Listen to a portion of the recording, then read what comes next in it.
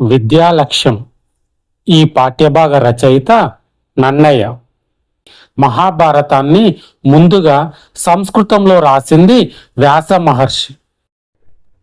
మహాభారత కథను వైశంపాయన మహర్షి జనమేజయ మహారాజుకు చెప్పాడు. కౌరవ పాండవులకు అస్త్ర విద్యా గురువు ద్రోణాచార్యుడు. ఆ ద్రోణాచార్యుల వృత్తాంతాన్ని ఇలా చెప్పాడు. ద్రోణుడు భరద్వాజ మహర్షి కుమారుడు. అగ్నివేశుడు అనే ముని దగ్గర ధనుర్విద్యను నేర్చుకున్నాడు. తర్వాత తండ్రి మాట ప్రకారం కృపిని పెళ్లి చేసుకున్నాడు. అశ్వత్థామ అనే పుత్రుని కన్నాడు. మహేంద్ర పర్వతం వద్ద ఉన్న పరశురాముడు దానాలు చేస్తున్నాడు అని తెలిసి ద్రోణుడు ఆయన వద్దకు వెళ్ళి ధనం అడిగాడు. అప్పుడు పరశురాముడు ద్రోణునితో, నా వద్ద ఉన్న ధనాన్ని అంతా ఇంతకు ముందే బ్రాహ్మణులకు ఇచ్చి వేశాను. భూమిని కశ్యప మహర్షికి ఇచ్చాను. ఇంకా నా వద్ద శస్త్రాస్త్రాలు మాత్రమే మిగిలి ఉన్నాయి అని అన్నాడు. అప్పుడు ద్రోణుడు, ధనములలో అత్యుత్తమ ధనములు శస్త్రాస్త్రములు, వాటిని నాకు ఇవ్వండి అని అన్నాడు. ఆ విధంగా ద్రోణుడు పరశురాముని నుండి దివ్యాస్త్రాలు మరియు విలువిద్య కూడా నేర్చుకున్నాడు. తర్వాత ధన సహాయం కోసం ద్రుపదుని వద్దకు వెళ్ళాడు. ద్రుపదుడు ద్రోణునకు బాల్యమిత్రుడు. ద్రుపదునితో ద్రోణుడు, నేను నీ బాల్యమిత్రుణ్ణి, నీతో కలిసి చదువుకున్నాను తెలుసా అని అన్నాడు. అప్పుడు ద్రుపదుడు, ధనవంతునితో దరిద్రునకు, పండితునితో మూర్ఖునకు, వీరునితో పిరికివానికి, సజ్జనుడితో దుర్మార్గునికి ఎలా స్నేహం కలుగుతుంది అని ధనగర్వంతో అవమానంగా మాట్లాడాడు. ద్రోణుడు అవమాన భారంతో భార్యా పిల్లలతో కలిసి హస్తినాపురానికి బయలుదేరాడు. అక్కడ పట్టణం బయట కౌరవ పాండవులు బంతి ఆట ఆడుకుంటూ ఉండగా ఆ బంతి నూతిలో పడింది. ఆ బంతిని ఎలా తీయాలో తెలియక రాజకుమారులు ఊరకనే చూస్తూ ఉన్నారు. అప్పుడు అక్కడికి వచ్చిన ద్రోణుడు ఒక బాణాన్ని మంత్రించి ఆ బంతిని నాటుకునే విధంగా వేశాడు. అలా బాణాలను తాడుగా చేసి బావిలో నుండి బంతిని తీసి వారికి ఇచ్చాడు. అది చూసి రాజకుమారులు ఆశ్చర్యపోయారు. ద్రోణుడిని భీష్ముని దగ్గరకు తీసుకువెళ్ళారు. అప్పుడు భీష్ముడు ద్రోణునితో, నీవు ఎవరు? ఇక్కడ ఉండడం నీకు ఇష్టమేనా అని అన్నాడు. అప్పుడు ద్రోణుడు తన గురించి ఇలా చెప్పాడు. నా పేరు ద్రోణుడు, భరద్వాజ మహర్షి కుమారుడను. అగ్నివేశుడు అనే ముని వద్ద ధనుర్విద్యను నేర్చుకుంటున్నప్పుడు ద్రుపదుడు నాకు ప్రియమిత్రుడు. విద్యాభ్యాసం పూర్తయ్యాక ఒకరోజు ద్రుపదుడు ద్రోణుడితో, నేను పాంచాల దేశానికి వెళుతున్నాను. నా తండ్రి తర్వాత నేను రాజును అవుతాను. అప్పుడు నీవు నా దగ్గరికి రావాలి. నాలాగే నీవు కూడా రాజభోగాలు అనుభవించవచ్చు అని చెప్పి వెళ్ళాడు. తర్వాత రాజయ్యాడు. నేను కృపిని పెళ్లి చేసుకొని అశ్వత్థామను కొడుకుగా పొందాను.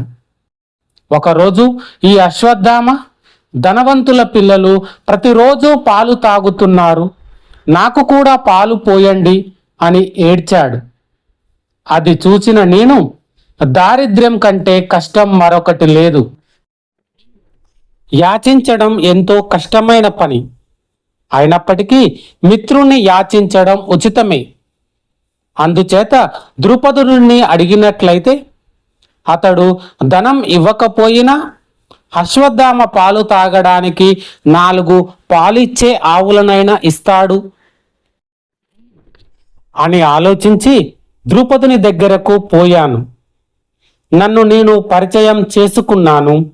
మా స్నేహంను గుర్తు చేశాను. అప్పుడు ద్రుపదుడు, నేను రాజును, నీవు పేదవాడివి, నీకు నాకు స్నేహం ఎక్కడిది అని నన్ను అవమానించాడు అని ద్రోణుడు తన వృత్తాంతమంతా చెప్పాడు. అప్పుడు భీష్ముడు ద్రోణుడిని సత్కరించి ధనము ఇచ్చి గౌరవించాడు.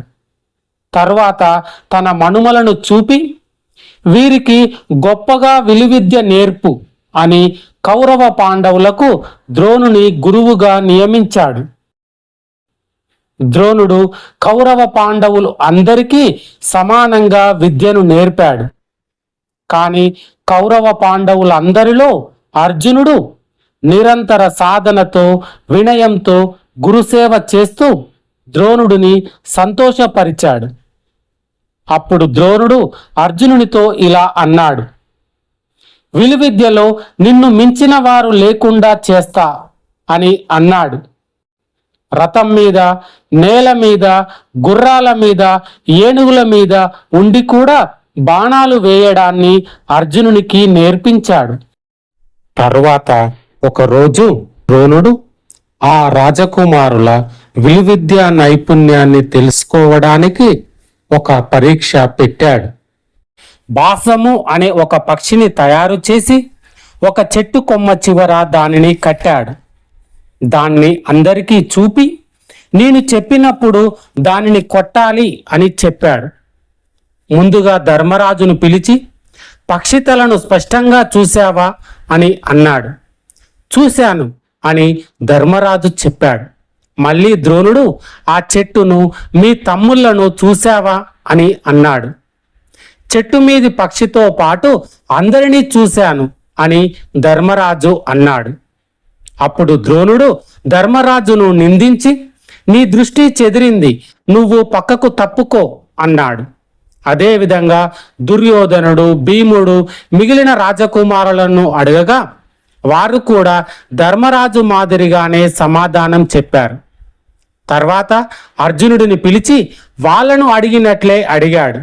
అప్పుడు అర్జునుడు, పక్షితల తప్ప నాకు ఇంకేమీ కనిపించడం లేదు అన్నాడు. అప్పుడు ద్రోణుడు, గురి చూసి కొట్టు అని ఆజ్ఞ ఇచ్చాడు. అర్జునుడు బాణాన్ని వదిలాడు.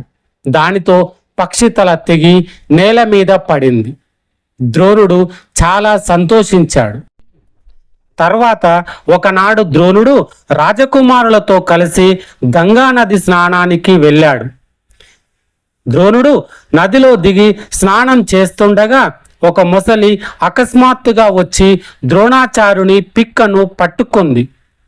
ద్రోణుడు ఆ ముసలిని విడిపించగల సామర్థ్యం ఉన్న, దీనిని బాణాలతో కొట్టండి అని తన శిష్యులను ఆజ్ఞాపించాడు. ఆ రాజకుమారులకు మొసలిని ఎలా కొట్టాలో తెలియక దిక్కు తోచకుండా నిలబడి ఉన్నారు. అప్పుడు అర్జునుడు 5 బాణాలతో మొసలిని కొట్టి ద్రోణాచార్యుని పిక్కను విడిపించాడు. అది చూసి ద్రోణుడు అర్జునుడి విలువిద్యా నైపుణ్యానికి, అతనికి తనపై గల ప్రేమను మెచ్చుకున్నాడు. అర్జునుడి చేత ద్రుపదుని ఓడించాలని అర్జునునికి అనేక దివ్యాస్త్ర ప్రయోగ రహస్యాలు నేర్పాడు.